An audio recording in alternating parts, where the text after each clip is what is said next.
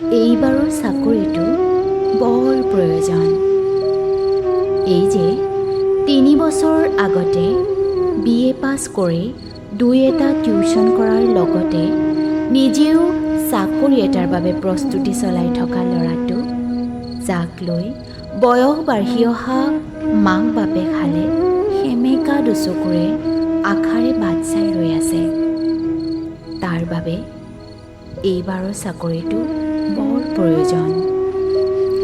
এই যে এইবাৰ MA পাছ কৰি অহা ছোৱালীজনীক ঘৰতে দেখি ওচৰ চুবুৰীয়াই এতিয়া ল'ৰা এটা চাই বিয়াখনকে পাতি ল'বি বুলি ঠাট্টাৰ সুৰেৰে কোৱা মানুহখিনিৰ মুখত জোৰকৈ চৰ এটা মাৰিবলৈ তাইক এইবাৰৰ চাকৰিটো বৰ প্ৰয়োজন।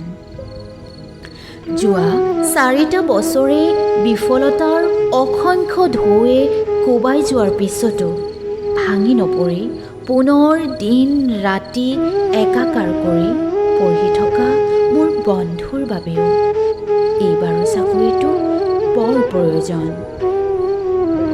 ব্যৱসায় কৰিম বুলি ভাবিও টকাৰ অভাৱত পিছুৱাই অহা ককাইদেউৰ এইবাৰ চাকৰিৰ বাবে লাষ্ট এটেম্প্ট।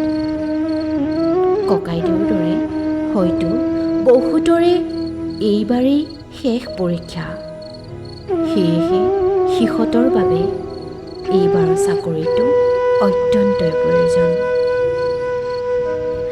আচলতে চাকৰিটো আমাৰ বাবে কেৱল এটা চাকৰি নহয়, চাকৰিটো কাৰোবাৰ বাবে মাক দেউতাকৰ এঙাৰমূৰীয়া দুচকুত আঁকি দিয়া এপাহি সূৰুযমুখী ফুল।